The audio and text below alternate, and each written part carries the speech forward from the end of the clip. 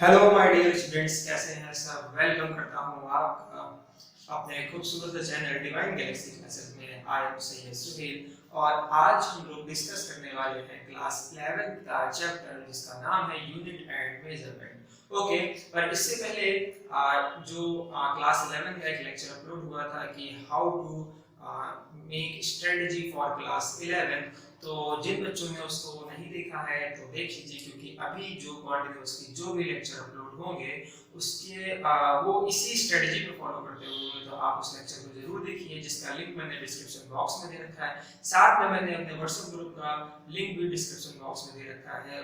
कह लीजिए कि लेक्चर से रिलेटेड जो भी क्वेरीज, जो भी प्रॉब्लम या फिर इवन क्लास 11 की A to Z जो भी प्रॉब्लम आपको आती है उन सब के सॉल्यूशन आपको वहीं पे दिए जाएंगे, तो आपको वहीं पे क्वेरी करनी है तो व्हाट्सएप ग्रुप का लिंक भी मैंने डिस्क्रिप्शन बॉक्स में दे रखा है। ठीक है, अब ज्यादा टाइम ना वेस्ट करते हुए बढ़ते हैं अपने चैप्टर की तरफ। हमारा चैप्टर है यूनिट एंड मेजरमेंट, मगर इससे पहले बात करते हैं अगर फिजिक्स की। बेटा फिजिक्स क्या है, तो कह लीजिए जो भी हमारा नेचर है, जो भी हमारा यूनिवर्स है, उसकी स्टडी साइंस की जिस ब्रांच में करते हैं वो क्या कहलाती है, फिजिक्स कहलाती है। ओके, तो फिजिक्स में क्या होता है कि हमारे नेचर में बहुत सारे फिजिकल इफेक्ट हैं, बहुत सारी चीजें हैं। जैसे कि अगर मैं बात करूं तो कुछ इफेक्ट जो हमारा ब्रेन महसूस कर सकता है या जो हमारा ब्रेन सेंस कर सकता है उनकी बात करनी है। फॉर एग्जांपल अगर मैं कहूं तो ये चीज आप देखेंगे कि एक इफेक्ट है इसमें, और वही इफेक्ट जब लाइक ऐसे कर देते हैं तो वो इफेक्ट बढ़ जाता है। पहले आप लोग देख रहे थे वो इफेक्ट इतना था, फिर धीरे धीरे करके एक नया ऑब्जेक्ट लाए तो इफेक्ट ऐसा हो गया। इसी तरह से लाइक कुछ भी हो सकता है, आप इस बोर्ड की हाइट को बोल सकते हैं ये एक इफेक्ट है, एक इसकी ब्रेथ है ये एक इफेक्ट है। या फिर मान लीजिए किसी क्वांटिटी को आप लाइक अगर मैं कह दूं कि आपके पास एक कॉटन का बॉक्स है या कॉटन है, आप उसको अपने हाथ पे रखते हैं कुछ महसूस होगा, और फिर आप अगर एक आयरन का पीस उसी साइज का अपने हाथ पे रखते हैं तो कुछ महसूस होगा। बट अब उस फिजिकल इफेक्ट को हम लोग बोलते हैं मास। ओके, इसी तरह से ये वाला जो फिजिकल इफेक्ट है हम लोग उसको बोलते हैं लेंथ। तो इस तरह से हमारे नेचर में बहुत सारे फिजिकल इफेक्ट हैं, तो अभी हम लोग उन्हीं सब की बात करेंगे। तो देखिए ये सारे फिजिकल इफेक्ट जो हमारे नेचर में महसूस होते हैं इन सबको हमने बोला क्वांटिटीज। ओके, ये कह लीजिए फिजिकल क्वांटिटीज। तो ऐसी नेचर में बहुत सारी फिजिकल क्वांटिटीज होती है। हम डेली लाइफ में देखते हैं कि एक कार जो है किसी स्पीड से जा रही है और उसको दूसरी कार ओवरटेक कर रही है, तो सीधी सी बात है उस दूसरी वाली कार की स्पीड ज्यादा है तभी वो उसको ओवरटेक कर पाएगी। तो ये जो स्पीड है ये क्या है, फिजिकल इफेक्ट है या कह लीजिए फिजिकल क्वांटिटी है। तो इस तरह से नेचर में बहुत सारी फिजिकल क्वांटिटीज होती है, तो हम डिस्कस करेंगे अभी उन फिजिकल क्वांटिटीज की। तो सबसे पहले बात कर लेते हैं कि ये फिजिकल क्वांटिटीज होती क्या है या फिजिकल क्वांटिटीज की डेफिनेशन क्या है। तो एक फिजिकल क्वांटिटी के बारे में क्या कह रहा है कि these are the quantity which can be measured by an instrument. पहली बात तो जितनी भी फिजिकल क्वांटिटी है वो किसी ना किसी इंस्ट्रूमेंट के थ्रू मेजर की जा सकती है। जैसे कि अगर आप कहोगे 60 किलोमीटर पर आवर जो आपकी बाइक की स्पीड होती है, तो वो उसमें एक डिवाइस लगी होती है जिसका नाम है स्पीडोमीटर, तो उसकी हेल्प से उसको मेजर करते हैं। इसी तरह से मान लीजिए किसी ऑब्जेक्ट की कुछ लेंथ है तो उसको मेजर करने के लिए हम लोग स्केल का यूज करते हैं। तो ठीक है, तो लेंथ क्या हुई, एक फिजिकल क्वांटिटी हुई, स्पीड क्या हुई, एक फिजिकल क्वांटिटी। आगे क्या कह रहा है, and by means which we express the law of physics, जिसकी हेल्प से हम लोग फिजिक्स के लॉ या कह लीजिए नेचर के लॉ को एक्सप्रेस करते हैं। कहने का मतलब देखिए, किसी की लेंथ ज्यादा है, किसी की लेंथ कम है, या किसी की स्पीड ज्यादा है, किसी की स्पीड कम है, किसी का वेट ज्यादा है, किसी का वेट कम है, इन सब चीजों को हम लोग कैसे मेजर करते हैं, इंस्ट्रूमेंट से मेजर करते हैं। और ये हमारे फिजिक्स के लॉ को बताते हैं भाई कि कोई चीज ज्यादा भारी है, किसी का वेट ज्यादा है, किसी का वेट कम है। तो ये सब क्या मतलब नेचर के लॉ है या फिजिक्स के लॉ है। अब बात करते हैं यूनिट क्या होती है। फिजिकल क्वांटिटी तो हमें समझ में आया कि हमारे नेचर में जितने भी इफेक्ट है, ठीक है, जिसको हम लोग किसी इंस्ट्रूमेंट के थ्रू मेजर कर सकते हैं, वो सब क्या है, हमारी फिजिकल क्वांटिटी कहलाएगी। ओके, यूनिट क्या है, जब हम किसी फिजिकल क्वांटिटी को मेज़र करते हैं तो उसके साथ एक टर्म्स यूज़ करते हैं मेजरमेंट के लिए, उस टर्म्स को हम लोग यूनिट बोलते हैं। क्या कह रहा है? कह रहा है measurement of physical quantity is express the terms called unit of that physical quantity. Okay, तो ये हो जाती है उस फिजिकल क्वांटिटी की यूनिट। जैसे कि फिजिकल क्वांटिटी है लेंथ, एग्जांपल ले लीजिए। फिजिकल क्वांटिटी क्या है? अगर मैं बात करूंगा तो मैं कहूंगा फिजिकल क्वांटिटी की, तो मान लीजिए कि वो है लेंथ, और अगर बात करेंगे उसकी यूनिट की तो आप सभी लोग जानते हैं उसको हम लोग मेजर करते हैं मीटर में। ओके, तो बात समझ में आती है। तो लेंथ एक फिजिकल क्वांटिटी है और उसकी यूनिट है मीटर। स्पीड एक फिजिकल क्वांटिटी है और उसकी यूनिट है मीटर पर सेकंड। ओके, तो इस तरह से हमारे नेचर में बहुत सारी फिजिकल क्वांटिटीज होती हैं। अब हम लोग चाहते हैं कि इसका रूट क्या है, या ये किससे मिलके बनी है या कैसे बनी है, इन सारी फिजिकल क्वांटिटीज को एक्सप्लेन करना चाहते हैं। पहला तो क्वेश्चन ये है बेटा, क्यों एक्सप्लेन करना चाहते हैं? तो अपने इजीनेस के लिए, कन्वीनियंट के लिए, क्योंकि हमको अपनी लाइफ में जो चीज़ें प्रोग्रेस करनी है, चीज़ों को समझना है, पढ़ना है, अपनी स्टडी को फर्दर बढ़ाना है, कन्वीनियंसी के लिए, तो इसके लिए हमको इन सभी फिजिकल क्वांटिटी को समझना बहुत ज़रूरी है। वरना क्या है बेटा, कुछ नहीं बेटा, क्या कहते हैं, केले के पत्ते पहनो और कंदमूल की सब्जी खाओ, ठीक है, और जंगलों में रहो, बस बिंदास, क्या दिक्कत है ना? पर ऐसा नहीं है। तो उसके लिए क्या करना है हम लोगों को बेटा, अपने नेचर में जो ह्यूमन की क्यूरियोसिटी रही है हमेशा से कि ह्यूमन जो नेचर में क्या हो रहा है, क्या नहीं हो रहा है, उन सभी चीज़ों को जानना। तो बात करते हैं कुछ फिजिकल क्वांटिटीज की। तो ठीक है, मैं इसको रब करता हूँ और आगे बढ़ते हैं।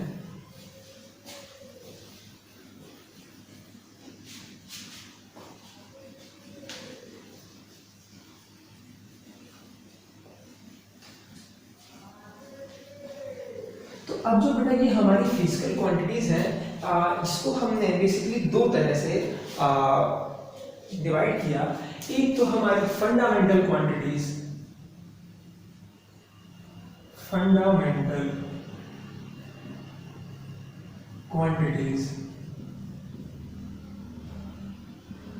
और सेकेंड थी हमारी ड्राइव्ड क्वांटिटीज। ओके, देखिए बेटा, फंडामेंटल क्वांटिटीज किसे कहते हैं? तो फंडामेंटल क्वांटिटीज वो क्वांटिटीज होती हैं जो इंडिपेंडेंट होती है एक दूसरे से, या कह लीजिए उनको किसी से बनाया नहीं जा सकता। देखिए, नाम से अंडरस्टूड है, फंडामेंटल का मतलब क्या हुआ? ऐसी क्वांटिटीज जो एक दूसरे से इंडिपेंडेंट हैं, उनको किसी से बनाया नहीं जाता, फंडामेंटल क्वांटिटीज कहलाती हैं। और ड्राइव्ड यूनिट क्या होती है? फंडामेंटल क्वांटिटीज से बनी यूनिट जो है हम, या जो क्वांटिटीज हैं, वो हमारी ड्राइव्ड क्वांटिटीज कहलाती हैं।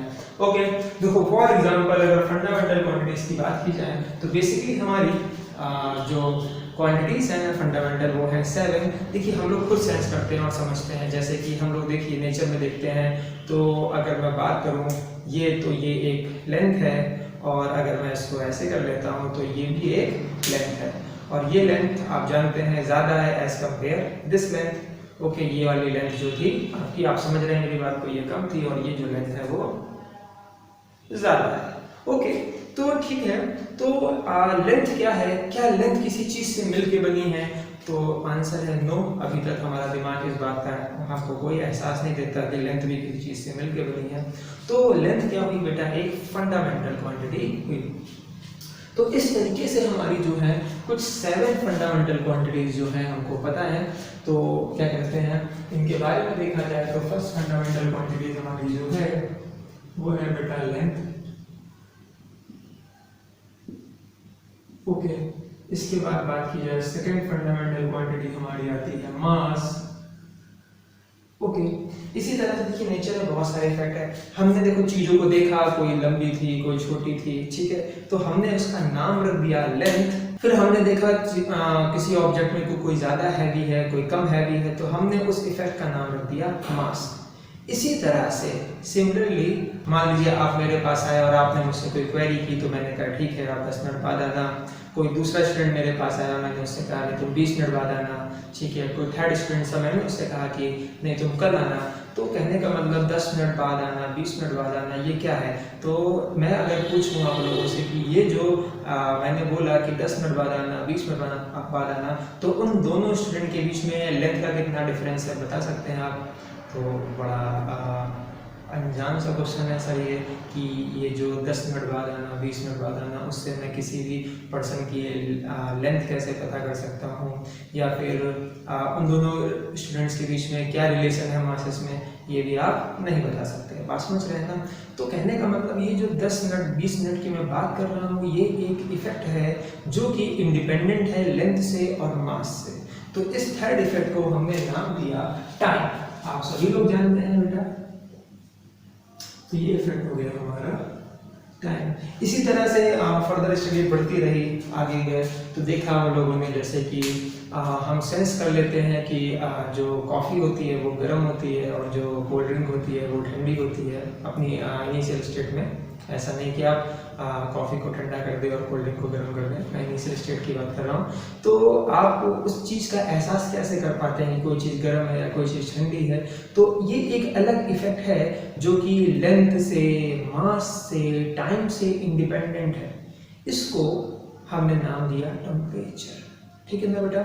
तो ये चौथा इफेक्ट हो गया जिसका नाम है टेम्परेचर।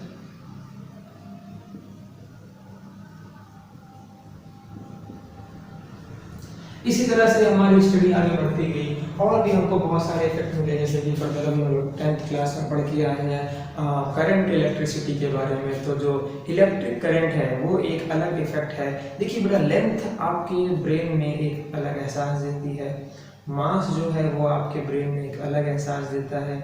इसी तरह से टाइम आपके ब्रेन में एक अलग एहसास देता है। मैं पूछ लूँ टाइम क्या है, लाओ 250 ग्राम मुझे टाइम दे दो, ऐसा हो सकता है? नहीं हो सकता है ना? ठीक है, चलो एक काम करो, 1 किलो टाइम लेके आना कल घर से। नहीं ना बेटा? तो टाइम एक अलग एहसास है, हम उसको दिखा नहीं सकते कि ये लीजिए सर 200 ग्राम टाइम। ओके, इसी तरह से बात की जाए टेम्परेचर, टेम्परेचर एक अलग एहसास है। एज इट इज एक इफेक्ट है करंट का, इलेक्ट्रिक करंट, उसका अलग एहसास है। कभी बेटा करंट का टेस्ट किया आप लोगों ने? आज उसको किया होगा, मैंने अपने बचपन में बहुत बार करंट को टेस्ट किया है। ठीक है, you know about Saxena ji, I like it. Okay, तो ठीक है, तो एक इफेक्ट है जिसका नाम है इलेक्ट्रिक करंट। ओके, तो ये एक अलग इफेक्ट था बेटा जो कि हमारे लेंथ, मास, टाइम, टेम्परेचर से इंडिपेंडेंट था। तो हमने कहा ये भी एक फंडामेंटल क्वांटिटीज है। और मैं कह रहा हूँ ना, नेचर में जो इफेक्ट हमको ऑब्जर्व होते हैं उनको हम लोग क्वांटिटीज बोलते हैं। तो फंडामेंटल क्वांटिटीज क्या नाम दिया हमने? Electric current. इसके अलावा एक होती है हमारी लुमिनस इंटेंसिटी। देखिए, लुमिनस इंटेंसिटी का मतलब क्या है? किसी भी चीज के चमकने की क्या ताकत है, या प्रकाश की तीव्रता बोल दीजिए। ठीक है, इंटेंसिटी ऑफ लाइट, किसी के चमकने की क्या इंटेंसिटी है, उसे क्या बोलते हैं हम लोग? Luminous intensity. अब देखिए, ये भी एक फंडामेंटल है। अगर मैं आपसे बोलूं, सपोज दैट मैंने अगर एक कैंडल को जलाया है तो उसकी कुछ इंटेंसिटी होगी लाइट की। अगर मैं वहां पर 2 कैंडल कर दूंगा तो क्या होगा? चमकने की ताकत बढ़ जाएगी। अगर 10 कर दूंगा तो चमकने की ताकत और बढ़ जाएगी। अगर मैंने 60 वॉट का बल्ब जलाया है तो उसके चमकने की कुछ ताकत होगी। अगर मैं 100 वॉट का बल्ब कर दूंगा तो उसके चमकने की ताकत बढ़ जाएगी। अगर 200 वॉट कर दूंगा तो चमकने की ताकत और बढ़ जाएगी। तो इसी को बोलते हैं उसकी ल्यूमिनस इंटेंसिटी। अब किसी भी ऑब्जेक्ट की जो चमक है वो क्या लेंथ से एक्सप्लेन हो सकती है? नहीं। मास से, टाइम से नहीं ना बेटा, टेम्परेचर से, करंट इलेक्ट्रिसिटी से। किसी चमकने की ताकत को क्या करंट से एक्सप्लेन कर सकते हो? आंसर है नहीं। अब ये मत कहना कि इसे ज़्यादा करंट दे देंगे तो इंटेंसिटी बढ़ जाएगी। नहीं बेटा, ऐसा बिल्कुल नहीं होता है। उसका कुछ रिलेशंस होता है जिसको अभी हम लोग आगे क्लास 12 में डिस्कस करेंगे। तो जैसे कि किसी भी ऑब्जेक्ट की चमक जो है वो उसकी क्या कहलाती है? ल्यूमिनस इंटेंसिटी कहलाती है। ओके, इसके अलावा एक क्वांटिटी और थी जिसको हमने नाम दिया अमाउंट ऑफ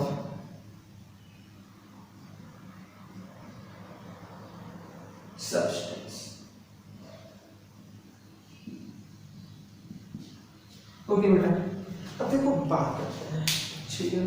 अगर आपसे कहूँ या आप कहोगे सर जो 1 kg शुगर है, it is also amount of substance, okay. जैसे कि तो कहेंगे सर ये मास है या किसी भी सब्सटेंस का जो अमाउंट है उसको तो हम मास से एक्सप्लेन कर सकते हैं। या फिर आप अगर कह दो कि सर मैं जो हूँ जैसे कि आपने क्या किया 5 kg पोटैटो, आपने 5 किलो आलू खरीदे और आपने बोला कि सर देखिए ये एक अमाउंट ऑफ सब्सटेंस की यूनिट है, तो किसी भी सब्सटेंस के अमाउंट को जो है हम लोग उसके मास से एक्सप्लेन कर सकते हैं।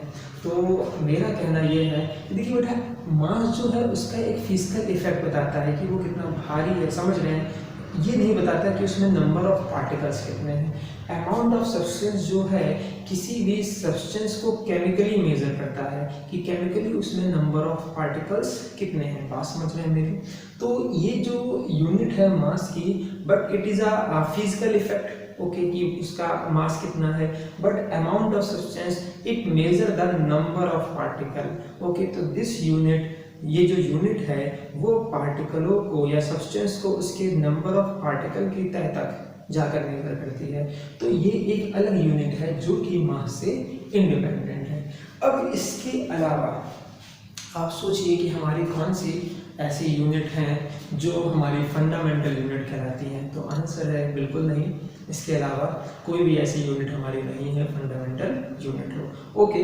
बट कहा जाए तो इसके बाद 2 यूनिट, जैसे कि ये जो यूनिट एंड मेजर हम लोगों ने किया था तो 1971 में था, ठीक है। 1971 में यूनिट मेजरमेंट की एक कॉन्फ्रेंस हुई थी, तो वहाँ पर सभी साइंटिस्ट ने बैठ करके डिसाइड किया कि कितनी हमारी फिजिकल यूनिट्स हो सकती हैं जो कि फंडामेंटल हो।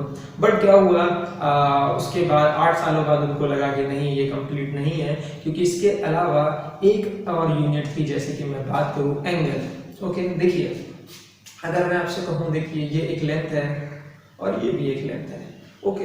तो अगर मैं इनकी लेंथ को चेंज नहीं करता हूँ और आप देखेंगे लाइक दिस, मैं इनके बीच का झुकाव जो है वो बदल सकता हूँ, ओके। बात समझ में आ रही है आपको?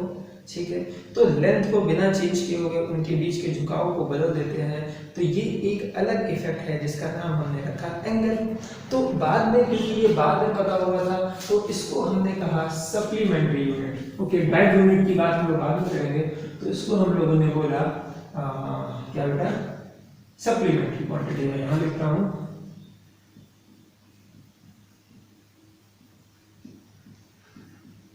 Supplementary quantity. करीब 8 साल बाद, इसके बाद 8 साल बाद फिर से एक बैठक हुई, उसमें पता किया गया कि एंगल और सॉलिड एंगल जो है उसको भी हम लोग किसी और क्वांटिटी से एक्सप्लेन नहीं कर सकते, तो उनको भी इसमें ऐड किया गया। तो हमारी जो फंडामेंटल क्वांटिटीज हो गई वो हो गई 7 और +2 9। बट क्योंकि इसको बाद में पता किया गया था या बाद में जोड़ा गया था, इसीलिए हम लोग उसको सप्लीमेंट्री क्वांटिटी बोलते हैं। कौन कौन सी है बेटा? Angle and solid angle.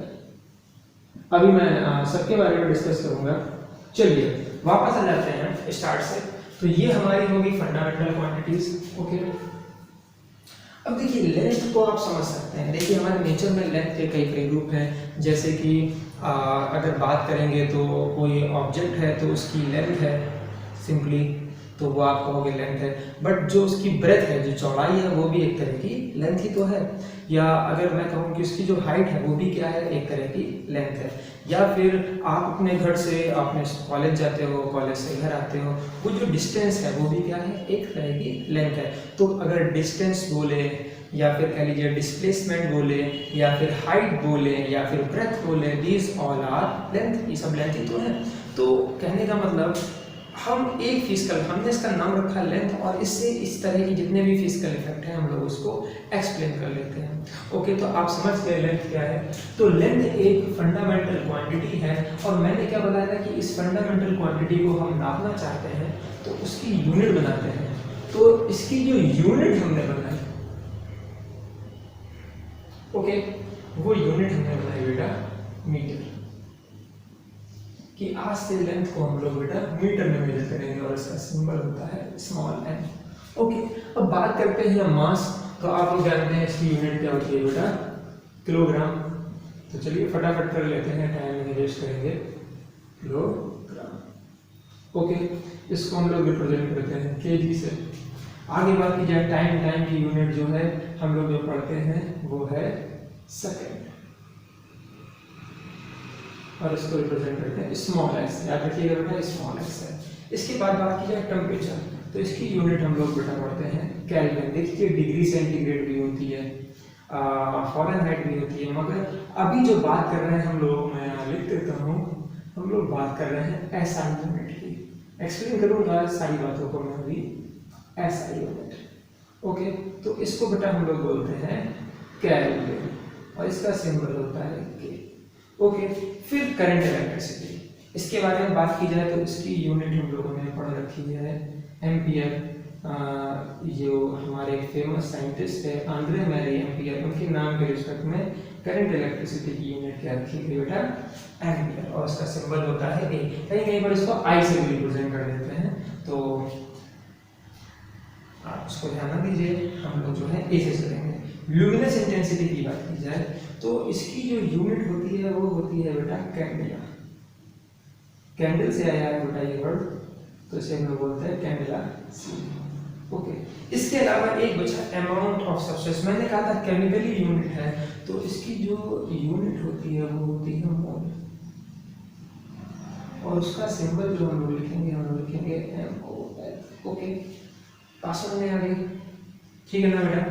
तो ये हो गई कुछ हमारी फंडामेंटल क्वांटिटीज, और ये हो गई उनकी एसआई यूनिट। देखिए एसआई यूनिट का मतलब क्या है, system of international unit, okay. देखिए इसके अलावा बात की जाए तो लेंथ को आप लोग सेंटीमीटर में भी मेजर करते हैं, ठीक है, फुट में भी मेजर करते हैं, बात समझ रहे हैं, यार्ड में भी मेजर करते हैं। तो डिफरेंट प्लेस पर डिफरेंट यूनिट होती है। मास की बात की जाए तो मास को किलोग्राम में भी मेजर करते हैं, ग्राम में भी मेजर करते हैं, पाउंड में भी मेजर करते हैं, टन में भी मेजर करते हैं। इसी तरह से बात की जाए टाइम की, तो मैंने आपसे बोला था कि 10 मिनट 20 मिनट, तो मिनट इज ऑल्सो टाइम। अगर मैं बात करूँ एक दिन, 2 दिन, 1 डे, 2 डे, तो day is a unit of time, week is a unit of time, month is a unit of time, okay. और कह लीजिए second is also unit of time, year is unit of time, आप समझ रहे हैं, या कह लीजिए century, these all are unit of time. तो मगर हम लोगों ने इसकी जो एसआई या स्टैंडर्ड यूनिट मानी है वो क्या है, सेकंड। इसी तरह टेम्परेचर को डिग्री सेंटीग्रेड में और फॉरेनहाइट में मेजर करा जाता है। इसके अलावा हमने जो मानी है स्टैंडर्ड यूनिट वो क्या है, केल्विन। करंट इलेक्ट्रिसिटी की यूनिट एम्पियर, ल्यूमिनस इंटेंसिटी की कैंडेला, और अमाउंट ऑफ सब्सटेंस की मोल। अब मेरी बात को समझिए, देखिए क्या था, ये जो क्वांटिटीज है हमारी बेटा, लेंथ, मास, देखिए इन सभी क्वांटिटीज से, दीज ऑल 3 क्वांटिटीज हम बहुत पहले से इंट्रोड्यूस थे, या कह लीजिए सभी ह्यूमन जहाँ जहाँ भी थे, चाहे इंडिया में हो, चाहे ब्रिटेन हो, चाहे कह लीजिए अमेरिका हो या फ्रांस हो, तो सब जगह पर हम लोग इन क्वांटिटीज से क्या थे, इंट्रोड्यूस थे। तो सबने क्या किया, अपने अपने हिसाब से हर प्लेस पर अपनी अपनी यूनिट डिसाइड कर ली।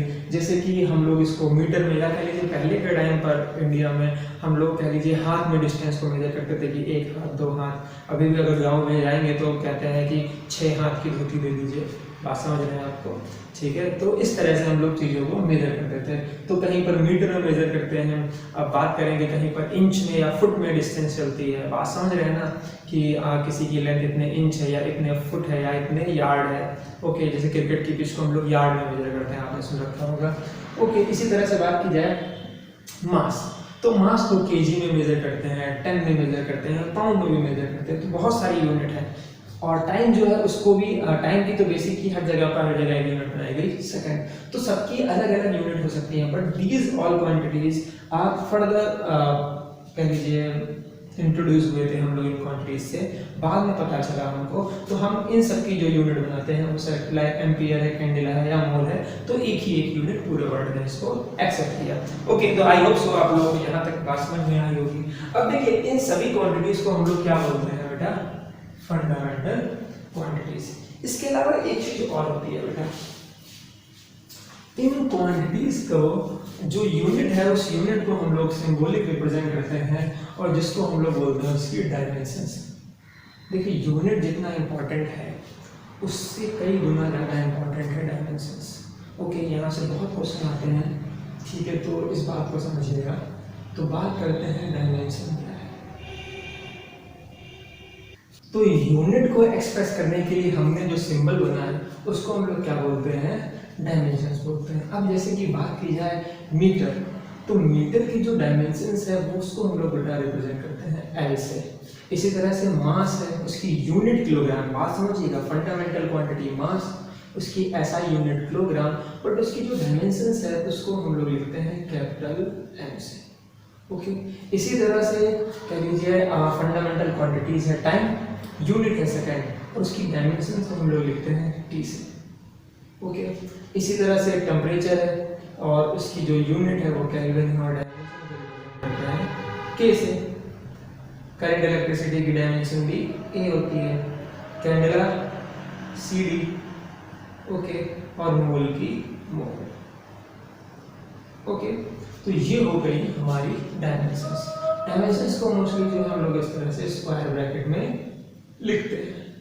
देखिए बेटा, बहुत आराम से आप लोगों को इस तरह की बातें समझने की ज़रूरत है, क्योंकि ये बहुत बेस है। आप लोग बहुत स्लो चलिए, मैं तो कहूँगा कि आप जैसे जैसे पढ़ाया जा रहा है एज इट इज़ चलते जाइए और चीज़ों को समझिए, क्योंकि यहाँ पर हर एक चीज़ का अपना मतलब है। कोई भी यहाँ पर फालतू की चीज़ नहीं है कि आप समझ ले कि चलिए ये तो हमने क्लास इवन 9th में भी इंट्रोड्यूस हुए हैं या 8th में भी इंट्रोड्यूस हुए हैं, तो ये तो सब पुरानी बातें हैं। मैंने तो पहले बोला था कि जो भी हम लोग क्लास 11 में पढ़ेंगे तो कहीं ना कहीं इसका मोस्टली पार्ट हम लोग अपने 10th में, 9th में, या कह लीजिए 8th में पढ़ चुके होंगे। बट अब जो है हमें उन सभी कॉन्सेप्ट की डेप्थ में जाना है, हमें ये सोचना है कि ये सारी चीज़ें क्यों हैं। बेटा, जिस दिन आपको ये सवाल मिल गया फिजिक्स में कि किस वजह से क्या किया गया, उस दिन यकीन मानिए फिजिक्स आपके लिए बहुत इंटरेस्टिंग और बहुत इजी होने वाली है। तो ठीक है, बात करते हैं। तो ये हो गई डायमेंशंस। तो फटाफट आप अपनी फंडामेंटल यूनिट याद रखिए और उनकी डायमेंशन याद रखिए। देखिए, अभी तक जो है हमारी 7 फंडामेंटल यूनिट ही हमारे हमको नोन है। क्यों? देखिए समझिए इस बात को। जैसे कि हमारा ब्रेन जो है इतनी ही इफेक्ट को ऑब्जर्व कर सकता है। इसके अलावा हो सकता है कि हमारे नेचर में कोई एहसास हो और हमारा ब्रेन उसको सेंस ना कर पा रहा, ऐसा भी तो हो सकता है। जैसे देखिए, लेंथ एक एहसास है जिसको आप सेंस कर लेते हैं, मास एक एहसास है जिसको आप सेंस कर लेते हैं, टाइम एक एहसास है, मैं टाइम दिखा नहीं सकता मगर उसको भी आपका ब्रेन सेंस करता है। एज इट इज टेम्परेचर, कोई चीज़ ठंडी है या गर्म है, आप उसको सेंस कर सकते हैं ना बेटा। इसी तरह से करंट इलेक्ट्रिसिटी है, उसका एहसास जिन लोगों ने नहीं किया, मैं तो कहूँगा एक बार प्लग में हाथ लगाना जरा, देख लेना करंट थोड़ा सा मिनिमम अमाउंट में हो तो अच्छा है, तो उसका भी एहसास करके देखो। बहुत प्यारा सा टेस्ट होता है इलेक्ट्रिक करंट का। ल्यूमिनस इंटेंसिटी, किसी की चमक ज़्यादा है, किसी की चमक कम है, तो वो भी एक एहसास है। और अमाउंट ऑफ सब्सटेंस, किसी भी सब्सटेंस में नंबर ऑफ पार्टिकल्स कितने हैं, ओके, तो वो उसका अमाउंट ऑफ सब्सटेंस कहलाएगा। तो ये भी एक इफेक्ट है। तो these all are fundamental quantities, these all are unit of these fundamental quantities and these are the dimensions. Okay, देखिए बात करते हैं बेटा अब सप्लीमेंट्री क्वांटिटीज की। तो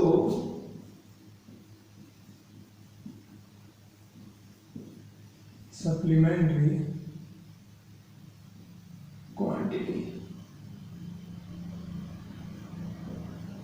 ओके, देखिए मैंने क्या बोला था बेटा, एंगल क्या था बेटा, दो साइड्स के बीच का झुकाव जो होता है, जो स्लोप होता है, उसको बेटा हम लोग एंगल कहते हैं दिस, और इसको मैं रिप्रेजेंट करता हूँ बेटा थीटा से। ओके, तो एंगल की डिफिनेशन क्या लिखेंगे? तो देखिए, जब एंगल होता है दो साइड से, तो वो अगर इस पॉइंट को मैं इस पॉइंट से मिला देता हूँ, अगर मैं कह दूँ ये पॉइंट O है, ये A है, ये C है, तो here AC is a arc and O से लेके C तक की जो डिस्टेंस है उसको मैं R बोल दे रहा हूँ। ओके, तो अगर मैं बोलूँगा कि एंगल क्या होगा, तो यहाँ पे लिखते हैं एंगल को हम लोग एक्सप्रेस कर सकते हैं आर्क अपॉन रेडियस। ओके, देखिए बेटा, देखिए ये एक आपका सर्किल कंप्लीट करता है ना, तो बेटा ये जो O से लेकर के A तक की डिस्टेंस है कहलाएगी रेडियस। यहाँ से एंगल थीटा इक्वल टू हो जाएगा आर्क बेटा कितनी है AC अपॉन रेडियस जो है यह है बेटा R। इस तरह से आर्क को दिखाते हैं बेटा रेडियस। तो ये हो जाएगा बेटा हमारा एंगल। ओके, पास समझ में आती है।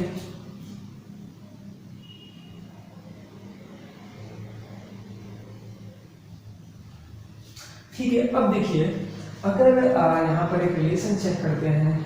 अगर मान लीजिए ये कंप्लीट सर्किल बना लेते हैं तो ये जो आर्क है वो कितनी हो जाएगी? तो ये आपकी आर्क हो जाएगी, लिख लेता हूँ, फॉर कंप्लीट रिवॉल्यूशन एंगल जो होगा, जैसे कि मान लो मैं कहता हूँ ये एक साइड थी और जो दूसरी साइड है अगर लाइक दिस, ऐसे समझिए यहाँ पर ये एंगल थीटा है। अगर ये बढ़ जाएगा तो थीटा बढ़ के और हो जाएगा। अगर वाली साइड को और पीछे ले आओ, यहाँ हो गया तो एंगल थीटा और बढ़ जाएगा। अगर इस वाली साइड को और पीछे ले आओ तो एंगल थीटा बढ़ के यहाँ हो जाएगा। इसी तरह से मैंने क्या किया, इस साइड को घुमा करके वापस वहीं पर ले गया। तो अगर ऐसा हो जाए तो दिस एंगल हम लोग जानते हैं 360। ओके, कितना हो जाएगा 360। तो अब अगर मैं बात करूं थीटा के लिए, तो theta equal to for complete revolution इसकी वैल्यू जो होगी क्या वो 2 पाई आर होगी?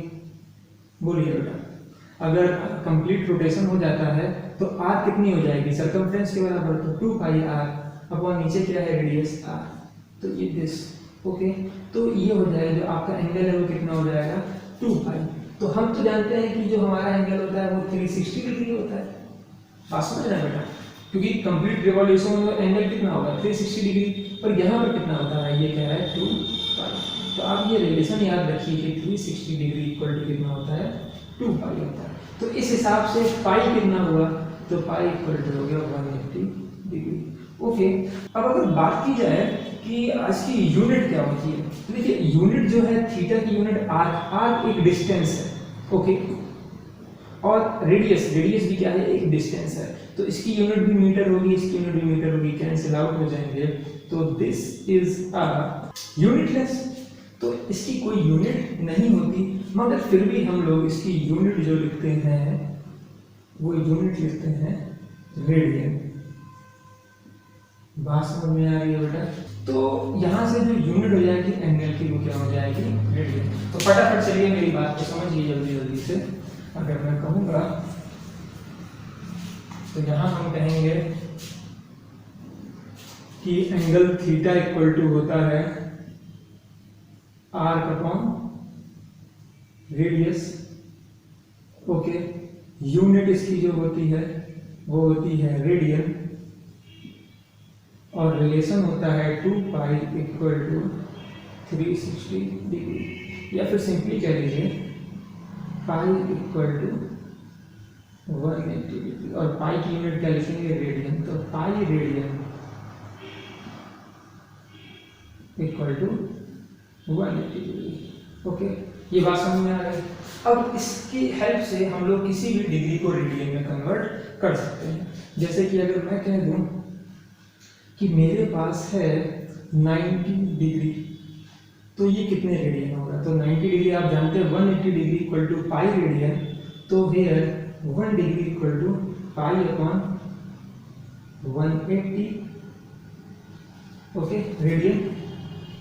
बोलिए pi radian equal to 180 degree, तो 1 degree equal to pi upon 180 radian, ठीक है ना? तो 1 डिग्री इतना होता है, तो 90 डिग्री भी इतना होगा। 90 डिग्री के लिए लिखेंगे 90 डिग्री को अगर हम लोग को रेडियन में कन्वर्ट करना है तो हम लोग इसको क्या करेंगे, 90 डिग्री को 1 अपॉन 180 सॉरी पाई अपॉन 180 रेडियन लिख सकते हैं कि नहीं लिख सकते हैं? बोलो बेटा, खुद देखो। 1 degree equal to pi by 180 radian, तो 90 degree equal to 90 into pi by 180 radian.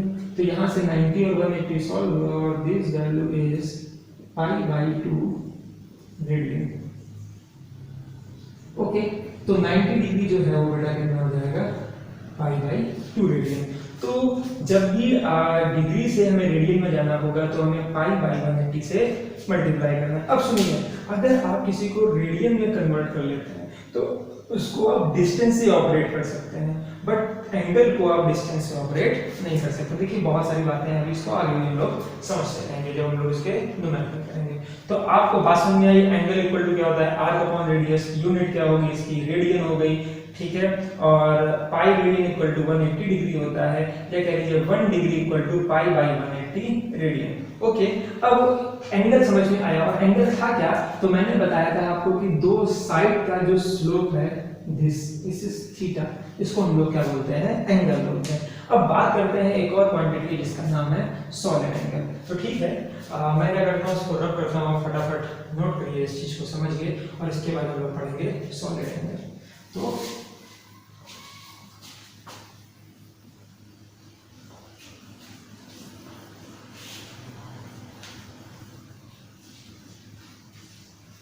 एक सप्लीमेंट्री क्वांटिटी हमारी हुई एंगल। अब बात करते हैं जो हमारी सेकंड सप्लीमेंट्री क्वांटिटी है, उसका नाम है सॉलिड एंगल। देखो बेटा बहुत सिंपल है, ध्यान देना। सपोज दैट मान लो कि ये एक स्फीयर है, सर्कल नहीं बेटा, स्फीयर है। ओके, स्फीयर समझते हैं ना। स्फीयर पे क्या करो, एक एरिया लोकेट करो। तो इस स्फीयर के ऊपर मैंने एक एरिया बना लिया, ओके। और स्फीयर के अंदर जाओ तो ये उसका सेंटर होगा। बात समझ रहे ना बेटा। देखिए एक स्फीयर, आपके पास एक बॉल है, ओके। बॉल पे आपने कहीं एक एरिया बना लिया, और वो जो एरिया है उसके सेंटर पे उसको मिला लीजिए दिस, तो एक कोन बन जाएगा कि नहीं बन जाएगा। बात समझ रहे हैं ना। फिर से देखिए मैं बताता हूँ आपको। मेरे पास एक स्फीयर है, स्फीयर पे एक एरिया आपने डिसाइड किया, ठीक है, और उस एरिया से जितनी भी लाइन है उन सबको उसके सेंटर पे मिला दीजिए दिस, तो एक कोन क्रिएट हो जाएगी ना बेटा। तो जब कोन क्रिएट हो जाएगी, देखिए मैं इसको बनाता हूँ,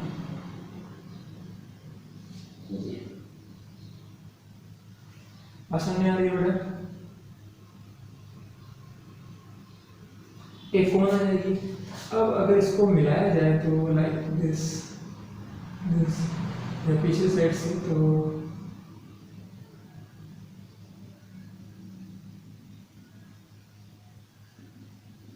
बात समझ रहे हैं आप, ठीक है। तो ये जो कोण है उसके बाद ये बीस, ये जो पूरा कंप्लीट है, this is called solid angle. बात समझ में आ गई। इसको हम लोग क्या कहते हैं बेटा, सॉलिड एंगल। एक बार फिर से समझिए। मान लीजिए कि ये कोई आपने एरिया बना लिया था, और इसको एक पॉइंट पे जब हम लोग मिलाते हैं तो ये जो है हमारा, इसको हम लोग क्या कहते हैं, सॉलिड एंगल। ओके, ये जो कोन जैसा एरिया है, ओके। तो ये हमारा पूरा, अब देखिए जब दो साइड का स्लोप था तो वो बेटा हमारा एंगल था, ठीक है। अब यहाँ पर ये 2D था, ये प्लेन में थी, है ना। बट अब क्या हुआ, देखिए पूरी कोन बन गई है, पूरी कोन, तो वो कैसा है, 3 डायमेंशनल है, तो उसे क्या बोलते हैं, सॉलिड एंगल। और इसको रिप्रेजेंट करते हैं हम लोग बेटा ओमेगा से, ओके। जैसे ऐसे एंगल को थीटा से, उसी तरह से सॉलिड एंगल को ओमेगा से। अब अगर बात की जाए सॉलिड एंगल को मेजर कैसे करेंगे, तो इसका फॉर्मूला मैं आपको समझाता हूँ, बात समझ में आ रही है आपको। तो यहाँ लिखते हैं हम फटाफट,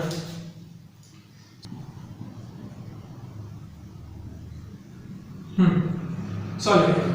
तो ये हो जाएगा बेटा हमारा, कह लीजिए एरिया। ये देखिए ये कुछ एरिया है कि नहीं है, मेरी बात समझ रहे हैं।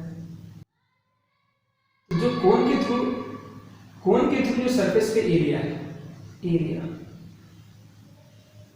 अपॉन ये जो डिस्टेंस है बेटा दिस, तो इसको हम कहेंगे रेडियस, तो रेडियस और उसका स्क्वायर, ओके। तो अब देखिए एरिया की यूनिट क्या होती है बेटा, मीटर स्क्वायर, और रेडियस की यूनिट क्या होती है, मीटर स्क्वायर। समझ रहे हैं बात को। तो ये मीटर स्क्वायर क्या हो जाएगा बेटा, यूनिट लेस हो जाएगा, मगर फिर भी इसकी यूनिट हम लोग मानते हैं, और इसकी यूनिट होती है स्टेरेडियन।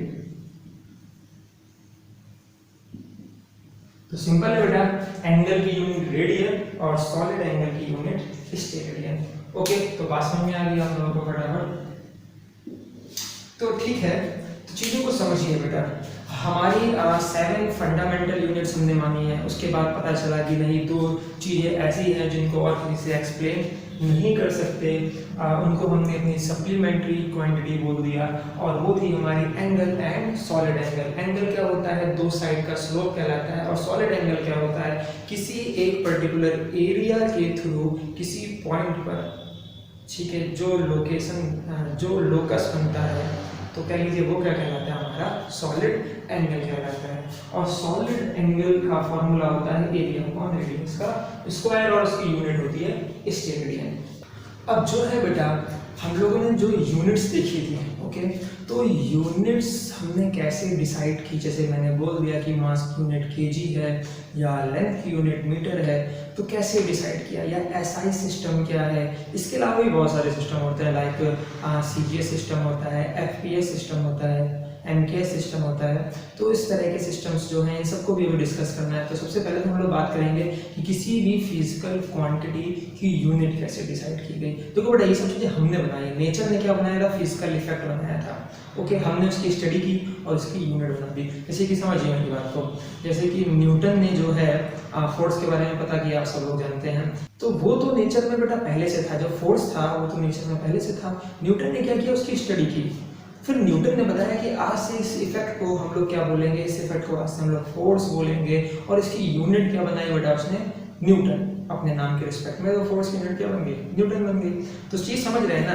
तो ऐसा नहीं है, नेचर में चीज़ें पहले से प्रेजेंट हैं, हम क्या करते हैं, उसको समझते हैं, फिर उसको मेजर करना चाहते हैं। तो उस इफेक्ट का नाम हम लोग क्या बोल देते हैं कि वो हमारी फिजिकल क्वांटिटीज़ है, और उसको जिस टर्म्स में मेजर करते हैं वो उसकी क्या कहलाती है, यूनिट कहलाती है। लेंथ एक इफेक्ट है, फिजिकल इफेक्ट है, तो हमने कहा लेंथ, और उसकी यूनिट हमने बनाई मीटर। अब मैं बात करूंगा कि व्हाट इज 1 मीटर, 1 मीटर क्या है, या कैसे डिसाइड किया, किसने कैसे मान। जैसे कि आप सभी लोग जानते हैं, अगर मैं बात करूँ 1 मीटर, तो आप लोग कहेंगे अप्रॉक्स दिस लेंथ जो है वो 1 मीटर कहलाएगी। आप मार्केट में जाते हैं कपड़ा लेने, तो वो इसके पास एक स्केल होती है, वो उसको मेजर कर देता है कि ये 1 मीटर है। ओके, तो ये 1 मीटर कहाँ से आया, या कैसे डिसाइड किया गया। ओके, चलिए इस तरह की बातें करनी है। तो अभी हम लोग डिस्कस करेंगे यूनिट के बारे में। तो फटाफट आते हैं। यूनिट है क्या बेटा, एक स्टैंडर्ड मेजरमेंट है, सभी लोग जानते हैं। ओके, क्या है, एक स्टैंडर्ड मेजरमेंट है। तो बात की जाए यूनिट क्या है, ये एक स्टैंडर्ड मेजरमेंट।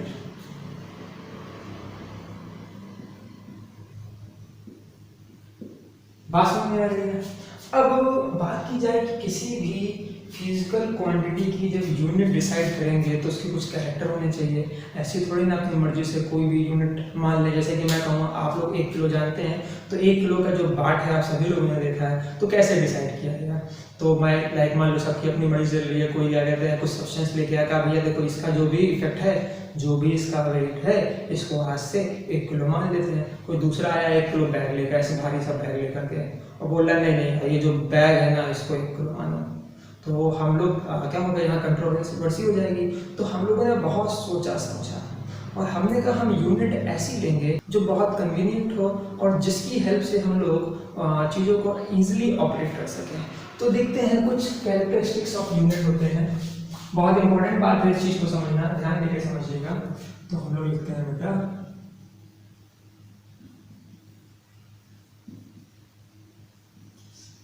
कैरेक्टरिस्टिक्स। तो पहला कैरेक्टरिस्टिक्स है इसका, value should not change with time। Value जो है बेटा वो टाइम के साथ चेंज नहीं होनी चाहिए। देखिए बात को समझिए, क्या हुआ कि जो भी हमारी यूनिट की वैल्यू है वो टाइम के साथ बदलनी नहीं चाहिए। फॉर एग्जाम्पल मान लो कि आप एक वुडन पीस ले लेते हैं, लकड़ी ले लेते हैं और आप बोल देते हैं कि ये एक स्टैंडर्ड है और इसकी हेल्प से अब हम लोग लेंथ को मेज़र किया करेंगे। आपने क्या किया, आपने फील्ड को मेज़र किया और आपकी फील्ड जो है वो कुछ 80 वुडन के नंबर के बराबर थी, ठीक है। 80 बार आपने ऐसे करके नापा तो उस लकड़ी के बराबर आपकी फील्ड आ गई। तो आपने कहा कि मेरी जो फील्ड की लेंथ है वो किसके बराबर है, ये जो लकड़ी का पीस है ये इसका 80 गुना। बात समझ में आती है। फिर क्या हुआ, मान लो मौसम चेंज हुआ और वो जो आपका स्टैंडर्ड था, जो वुडन पीस था, वो क्या हुआ, थोड़ा सा श्रिंक कर गया, थोड़ा सा सिकुड़ गया। अब क्या हुआ, आपने मेजर किया तो वो तो कम हो गया, तो आपकी फील्ड क्या हो जाएगी, कम हो जाएगी। क्यों? क्योंकि आपने जो स्टैंडर्ड माना था वो क्या हुआ, टाइम के साथ चेंज हो गया। या फिर कह लीजिए अगर आप एक मेटल का पीस ले लेते हैं और आप बोल देते हैं कि आज से हम चीज़ों को इससे नापेंगे और इसका नाम 1 किलो है, और क्या हुआ, टाइम के साथ उसमें रस्टिंग हो गई, उसमें जंग लग गई और वो धीरे धीरे घिस गया।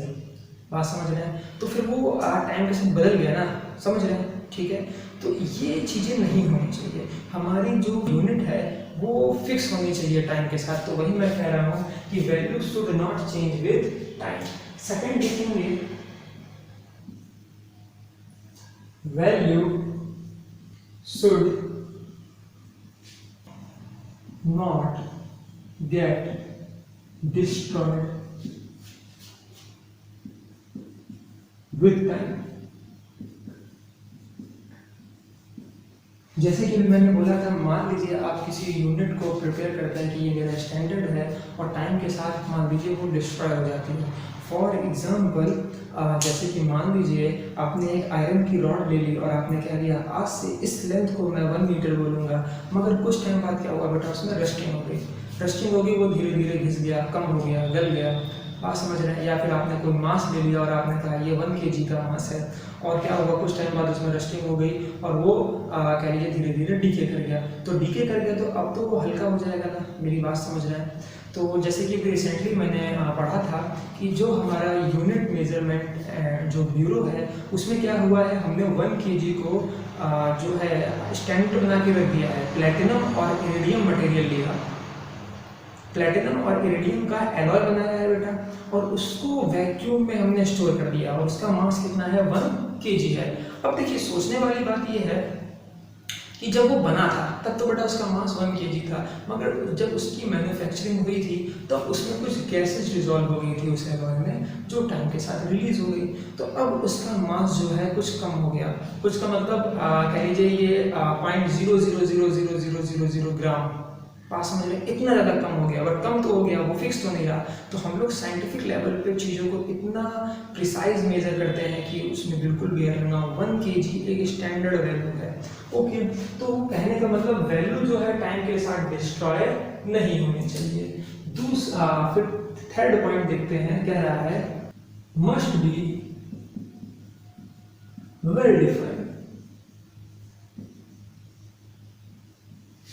वेल डिफाइन का मतलब क्या है कि इसमें कोई कंट्रोवर्सी नहीं होनी चाहिए। फॉर एग्जाम्पल मान लो तुमने क्या किया, तुमने क्या लिया, या किसी पर्सन ने स्टडी की और उसने कहा कि जो वाटर है वो 0 डिग्री सेंटीग्रेड पे फ्रीज हो जाता है। तो इस तरह से कह लीजिए कि वाटर जिस टेम्परेचर पे फ्रीज होता है, आज से मैं बोलता हूँ उस टेम्परेचर को 0 डिग्री, और इसको स्टैंडर्ड मान लिया जाए, हर जगह पे फैला दिया जाए।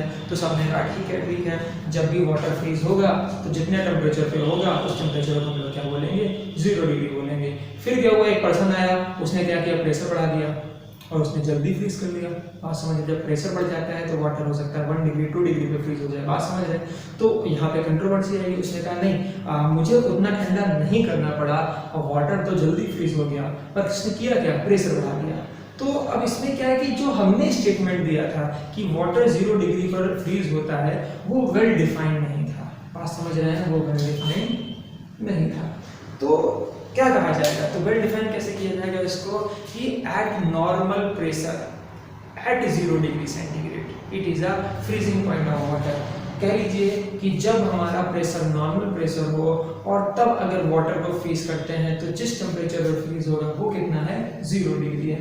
तो ये क्या हो गया बेटा, वेल डिफाइन हो गया। तो ये कैरेक्टर होनी चाहिए हमारी यूनिट में। इसके अलावा फोर्थ अगर मैं बोलूंगा,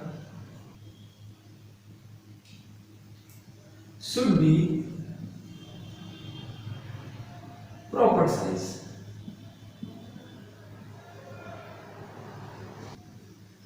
Neither too big nor too small.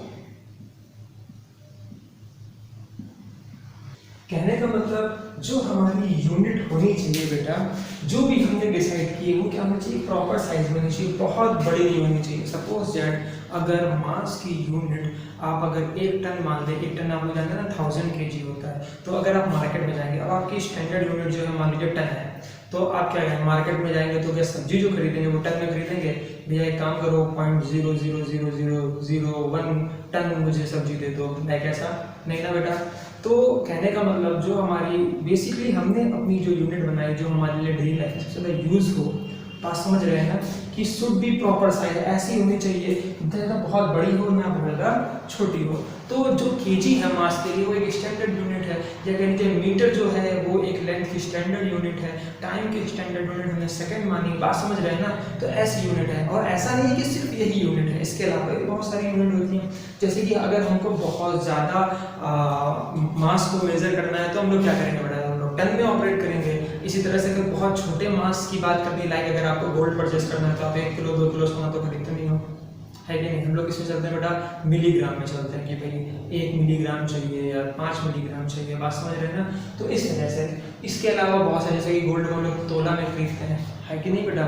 और ऐसे बहुत सारी यूनिट हैं डिफरेंट डिफरेंट प्लेस पे, जैसे कि तोला है, मासा है, आपने सुना होगा ना बेटा, पल में तोला पल में मासा।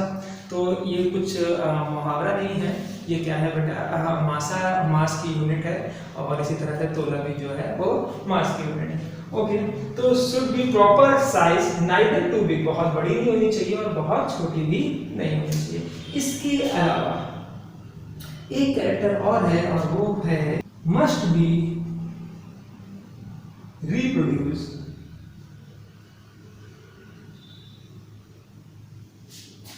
ओके, बात समझ लेना, क्या कह रहा था मैं, must be reproduce whenever need, जब बेटा हमको जरूरत हो तो हम उसको रिप्रोड्यूस करते हैं। जैसे कि अगर मैं कहूँ कि आपने कहा boiling point of water is 100 degree centigrade eight normal pressure. अब देखिए ये एक वेल डिफाइंड स्टेटमेंट हुआ कि जो वाटर का बॉइलिंग पॉइंट है वो 100 डिग्री सेंटीग्रेड है नॉर्मल प्रेशर पर। तो किसी ने पूछा कि कितना होता है, ठीक है मुझको बताओ, तो आपने क्या किया, फटाक से वाटर को बॉईल किया, स्टार्ट किया बॉईल करना, उसको गर्म किया, और जैसे ही वो बॉईल होने लगा आपने कहा कि देखो भाई ये जो टेम्परेचर है वो कितना है, 100 डिग्री सेंटीग्रेड है। अब आप जहाँ चाहे जैसे चाहे जब आपको ज़रूरत है आप उसको रिप्रोड्यूस कर सकते हैं। तो ऐसी ही हमने इन कैरेक्टरिस्टिक्स के बेसिस पर यूनिट अपनी डिजाइन की है। ओके, अब बात करते हैं सिस्टम ऑफ यूनिट, ठीक है बेटा। तो हम लोग इसको फटाफट मेजर रब करते हैं, और क्या लिखते हैं हम, सिस्टम ऑफ यूनिट।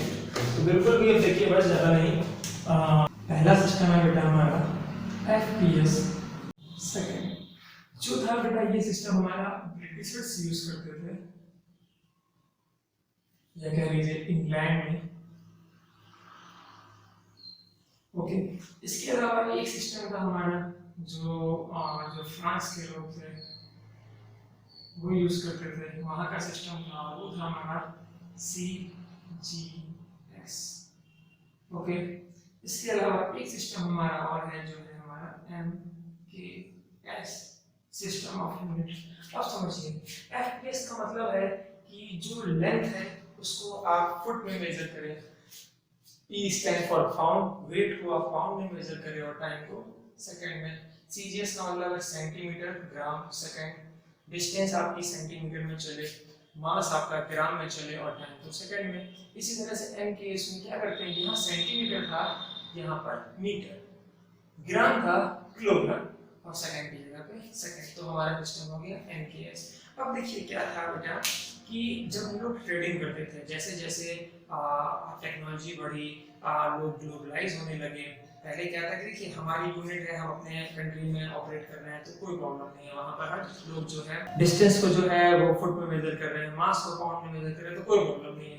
बट जब ट्रेडिंग होती थी, फॉर एग्जांपल मान लीजिए आपको कोई ऑब्जेक्ट जो है परचेस करना है, मान लीजिए आपको शुगर लेनी है और आप जानते हैं कि जो शुगर है वो 40 रुपी केजी है, बट जो पर्सन आपको सेल कर रहा है वो कह रहा है कि मैं इसको $2 पाउंड दूंगा, तो बात समझ में नहीं आएगी। आप पता नहीं, आपको लगेगा कि $2 ज्यादा है या महंगा है, एक पाउंड में कितनी ज्यादा होगी या कितनी कम होगी, तो यहाँ पर एक प्रॉब्लम क्रिएट होती है। तो जब इंटरनेशनल ट्रेडिंग होती है तो यहाँ पर ये डिफिकल्टीज आती है, मेरी बात को समझ रहे हैं। तो इसके लिए क्या किया गया, हमारे साइंटिस्ट की एक बैठक हुई, उसमें असेंबली में डिसाइड किया गया कि जब भी हम लोग बात करते हैं तो कम्युनिकेशन के तौर पे क्यों ना एक स्टैंडर्ड यूनिट सिस्टम बनाया जाए जो हर जगह के लिए कॉमन हो। क्योंकि मेरी बात को समझिए, सपोज दैट जब आपका एक प्लेन जब इंग्लैंड के बॉर्डर को क्रॉस करेगा और वहां पे लैंड करना होगा, तो फिर वो स्पीड को अलग यूनिट में बोलेंगे और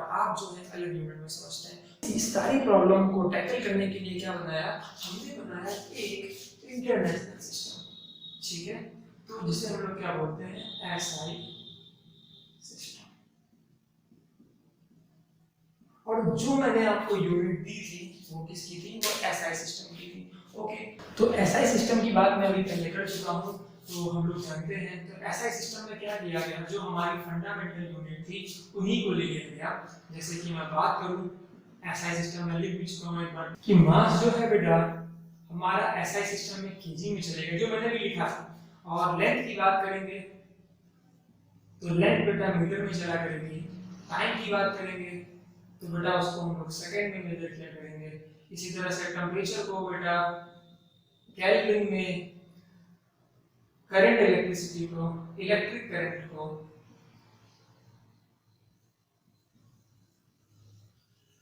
एम्पियर में, ओके, और लुमिनस इंटेंसिटी को